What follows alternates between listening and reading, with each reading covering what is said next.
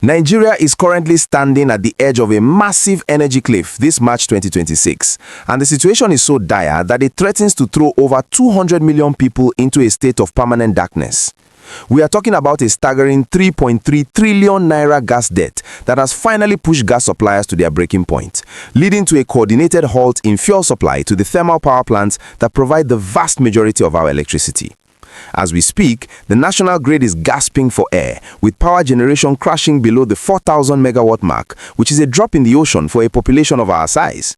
The Chief Executive Officer of the Association of Power Generation Companies, Dr. Joy Ogaji, has raised a red-hot alarm, revealing that the total debt across the entire power value chain has ballooned to a terrifying 6.8 trillion naira as of the end of February 2026.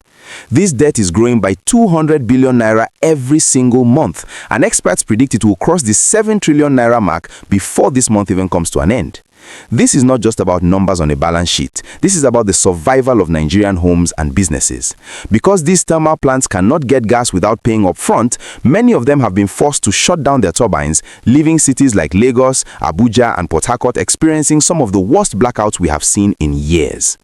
The weight of this crisis is being felt in every single kitchen and every single factory across the country, with the price of petrol and diesel surging past 1,100 naira and 1,600 naira per litre respectively.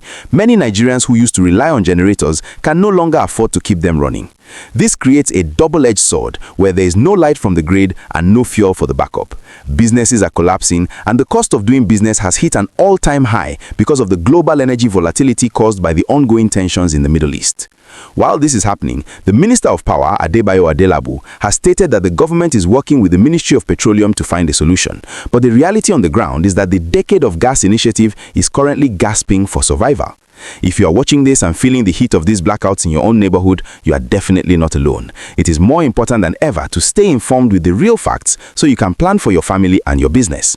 If you appreciate this deep dive into the energy crisis and want to make sure you never miss a critical update on the issues that affect your pocket and your daily life, please take a moment right now to like this video and hit that subscribe button. By subscribing, you become part of a community that demands transparency and stays ahead of the news cycle. Your support helps us keep the lights on here so we can keep bringing you the truth about what is happening in our country. Looking at the numbers, it is truly mind-blowing to realize that out of the 13,000 megawatts of installed capacity Nigeria supposedly has, only about 3,300 megawatts are actually making it to the grid right now. That is less than 30% efficiency. The gas suppliers are being very firm. They say if there is no money on the table, there will be no gas in the pipes. This liquidity crisis has become a recurring nightmare that refuses to go away. Even the much-celebrated presidential power initiative with Siemens, which was supposed to give us 25,000 megawatts by 2025, has reportedly failed to meet its targets, leaving us in this precarious position in 2026. The government has tried to issue bonds to clear some of these legacy debts, but the problem is that new debts are being created faster than the old ones are being paid off. We are essentially pouring water into a basket. What makes this even more frustrating is that Nigeria sits on the largest gas reserves in Africa, over 210 trillion cubic feet, yet we are struggling to power our own light bulbs. It's a national contradiction that has left many experts wondering if the current power sector model is fundamentally broken. The implications of this 3.3 trillion naira gas debt are far-reaching. It's not just about the light in your room, it's about national security, hospital operations, and the digital economy that millions of young Nigerians rely on. When the grid fluctuates or collapses due to these gas shortages, it damages expensive equipment and stalls industrial production. We want to hear from you in the comment section below. How many hours of electricity are you currently getting in your area, and how is this gas debt crisis affecting your work or your business? Do you think the government should prioritize paying off these gas suppliers immediately, or is there a better way to fix the power sector once and for all?